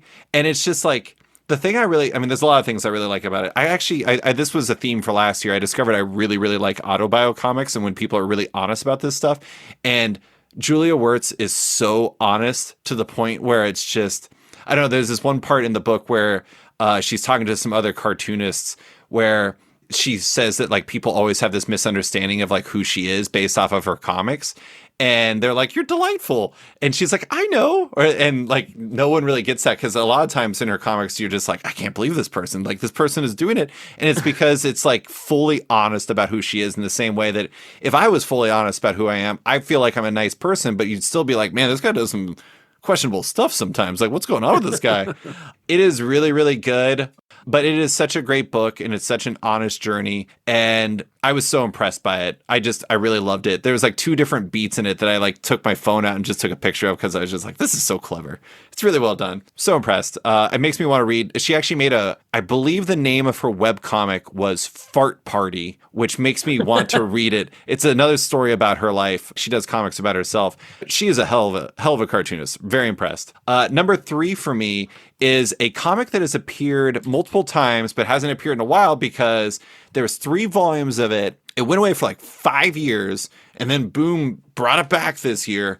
It's Wild's End by Dan Abnett and Ian Culbard, INJ Culbard. It is a comic that is about an alien invasion that takes place in Britain, in a version of Britain that is like, let's say somewhere between World War I and World War II is my read on it. You know, in this theoretical world where all of the people are animals. They're anthropomorphic animals. So, you know, timing is maybe not the same there. But anyways, it's about these people dealing with this alien invasion. The first 3 volumes tell the story of this one group of survivors. And this new story is telling basically the same story from a new set of characters in a new situation. And it is as good as the first 3 volumes, all of which were definitely top 5 comics for me for the years they came out. It is Dan Abnett doing absolutely incredible stuff. Ian Culbard's art is unreal. It is like animated movie come to life with his cartooning and his character work and everything. I'm just so impressed by it. It was a 6-issue miniseries. I hope they do more. It was definitely set up to do more. Actually, Culbard mentioned to me today that they also hope to do more, so we'll see what happens. But Wild's End is basically destined to be in my top 5 every time they come up with a new volume. So it's just a damn good book. Big fan. What is your number 3? Number 3 for me is Darth Vader by Greg Pak, Ibram Roberson on art, Madam Gorham, I meant Adam, and Rafael Lenko with Federico Blee on coloring. I really enjoyed what they did with the whole arc of, it kind of puts an end to last year's arc with the handmaidens of Queen Amidala and how that all played out. And then now they move into like Vader not having access to the Force like he should. Like his Force powers are all wonky. And so he's got to go collect up like this shield and he's got to like learn how to rechannel it. And it all becomes like a thing leading up to him, you know, confronting the Emperor. And then, you know, more from there. But I really enjoyed this year's arc. Darth Vader's been a book that's been consistently on my list. They've done a great job of like making this character who should be very one-dimensional, two-dimensional, into a three-dimensional, four-dimensional character. Like I can smell him through the pages. You can see time on the pages. I can see time. You actually can. Yeah. In panels. Darth Vader has been probably, I mean, I would say almost undoubtedly the most consistent book in the Marvel era of Star Wars stuff. Oh yeah, 100%. Even more so than, you know, the headline Star Wars book for sure. Yeah, I mean, like the Charles Soule stuff was great. Kieran Gillen so stuff was great. Yep. Very good. I haven't read any of the Greg Pak stuff, but I should definitely get on that. Yeah, it's been a lot of fun. What is your number 2? Number 2 is another favorite of mine, Teenage Mutant Ninja Turtles. What? By Sofie Campbell and art by Faro Pei, Gavin Smith, Vincenzo Federici, and coloring by Rhonda Pattison. This year ended a whole big like storyline of Mutant City and all of the mutants that were infected or changed by the mutant bomb that went off in New York City and like made a bunch of people mutants, and they all went off and lived in Mutant City. Well, Mutant City now, we're moving away from that. I won't say any more than that, but like we're moving away from that, which is I think nice, and it's kind of like moving away from the Krakoa era. Like no complaints with that era, but it's time for a change. It's time for something different. And so I think one thing that sets the Ninja Turtles book apart from other books that I continuously read is that it just seems to know when to pivot. Yeah. It knows when to make that change before it overstays its welcome. And I think they're doing a great job of that again here. I think this is the end of Sofie Campbell's run, though, in the next however many issues. I think, like, whatever the next anniversary issue is, that's the end. Great run on Sofie's part. Following up the previous run was really difficult to do. And Sofie made this her own thing by creating Mutant Town and making that, a whole thing that ran for years now. So she should be pretty stoked with the impact that she's made because it's a lasting impact. But yeah, I can't wait to see where we go from here. It's a constant on your list, but it's always interesting to see kind of how it goes up and down. And it seems like the Sofie Campbell stuff was a big hit for you. Yeah, definitely. It was not something I anticipated being a big hit. When they initially kind of like rolled out the idea of Mutant Town and like that whole thing, I was like, I really don't like the idea of that. But luckily I stuck it out. Yeah. Okay, my number 2 is Damn Them All by Cy Spurrier, Charlie Adlard, Sophie Dodgson, and Jim Campbell. It is a Boom series that is basically about, it's this woman named Ellie who is basically the niece of this world's kind of John Constantine-ish character, this master occult person. And she's like effectively like an occult, I don't want to say detective, but she's like a person who solves problems and works for people like mafia people, where she ends up getting involved when they need somebody who's a master of the occult. And she's like super edgy and she's badass and she's super she's trustworthy, but she's just like a wild card and she's a very unconventional thinker. And it's what happens after her uncle dies, this like John Constantine type guy. And all of a sudden, all of this Ars Goetia, who's like all of the demons in hell, are brought into the world, and varying humans start controlling them, and like starts just basically tearing up London. It starts tearing up everything because all these demons are escaped into London, and they're not what you think that they are, and they're being used as tools. And Ellie's whole thing, Bloody Elle is her nickname, her whole thing is she wants to find out what happened to her uncle, but she also wants to deal with what's going on with these demons and try to set things right. So it's like partially about her kind of like exorcising these demons back to hell, but it's also like slowly uncovering what was happening with her uncle and slowly uncovering everything else happening with like these like I think it's the 500 Club. It's these horrible like people who are obsessed with power and also demons. And it just reminds me of the 700 Club, which really throws me off sometimes. But it's an awesome book. Charlie Adlard, after working on The Walking Dead for 7,000 years, went over to this and is somehow doing his best work of his career. And Sophie Dodgson's colors on it is amazing. Cy Spurrier, the character work in it is fantastic. There's so much attitude throughout the book. It's also a super dense read. So it's like every issue is just, you really get your money, like not to like boil it down to like, Consumer Report style stuff, but it feels like you really get your money's worth. It is like a really robust read. I just love it. There's so much attitude to it. I love the characters. I'm so invested in it. It's got so many ideas. Also, it brings the data pages into a Boom book and it works really well. That leaves my number 1.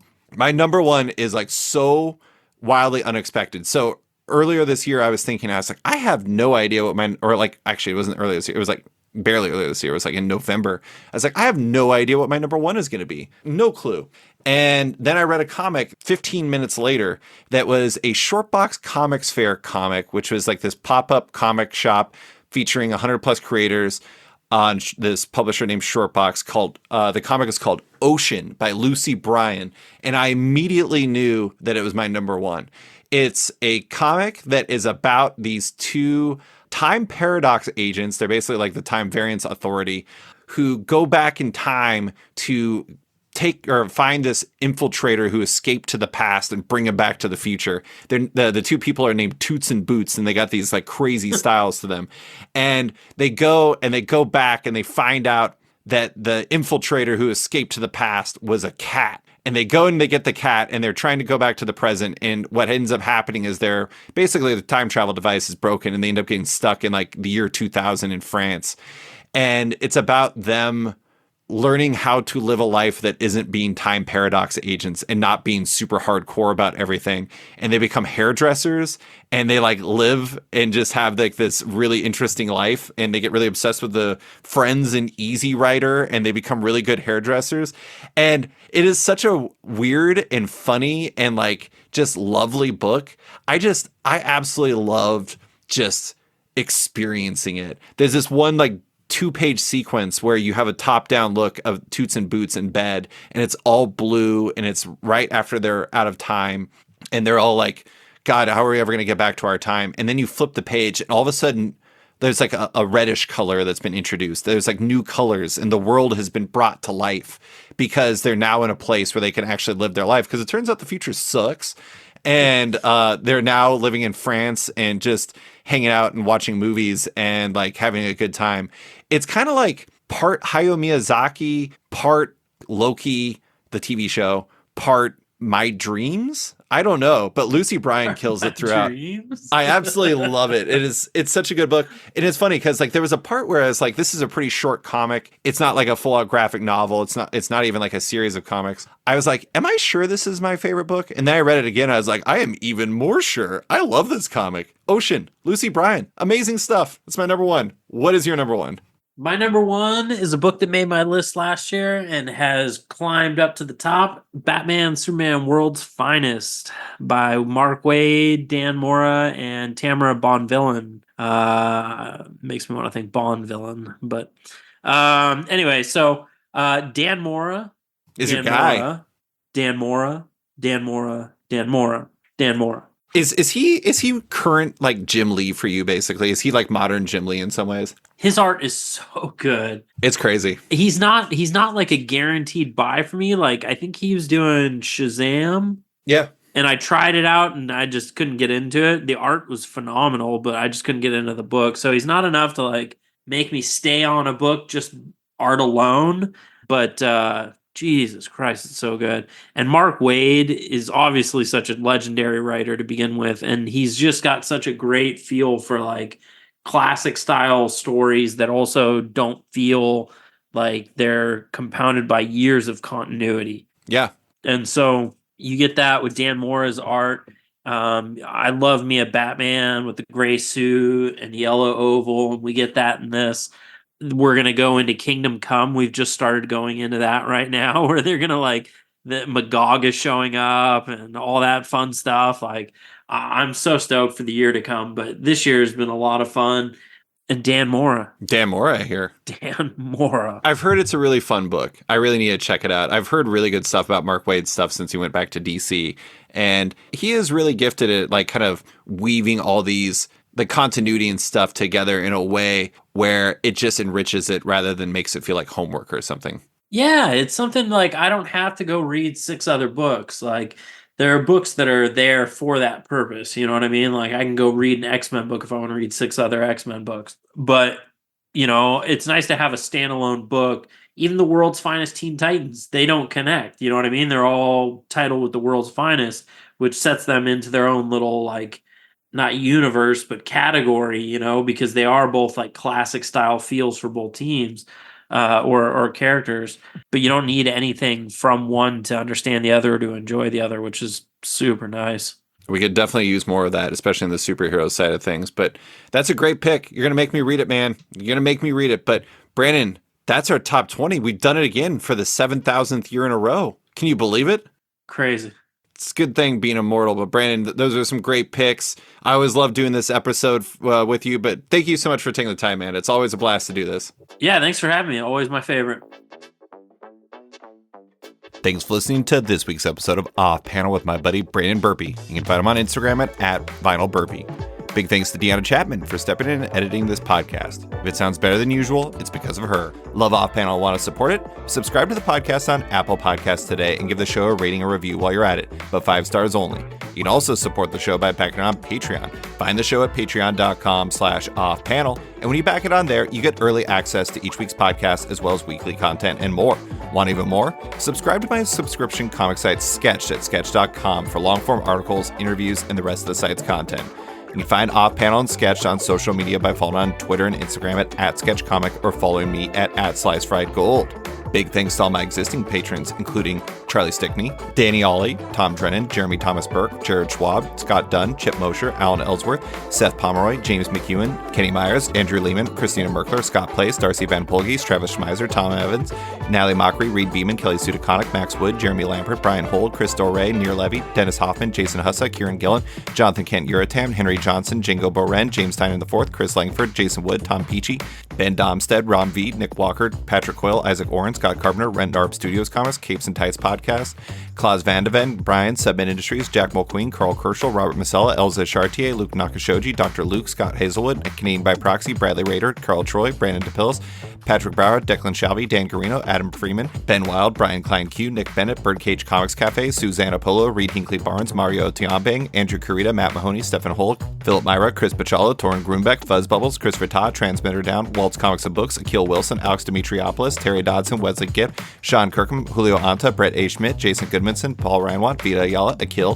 Philip Seavey, Al Ewing, Ryan Alcock, David Kelly, Nick Polito, Matthew Groom, Jason Massey, Adam Bogart, Matthew Taylor, Nick Patera, Jacob Sorelli, Ford Gilmore, Dave Baraldi, Nick Hall, Bjorn Basin, John Hendricks, Steve Anderson, Ian Maxfield, Cliff Chang, Colin McMahon, Scott McGovern, Nathan Fairbairn, Adam Highfield, Fiona Staples, Mark Abnett, Michael Shirley, Tom Barnett, Jim Demonakos, Norbert, Nick Lowe, James Kaplan, and Mission Comic Star in San Francisco. You guys are all the best. A quick thanks to Wolfpack for letting me use their song outro as the show's opening theme, and to Upright T-Rex Music, who wrote and performed Off Panel's outro and ad music just for the show.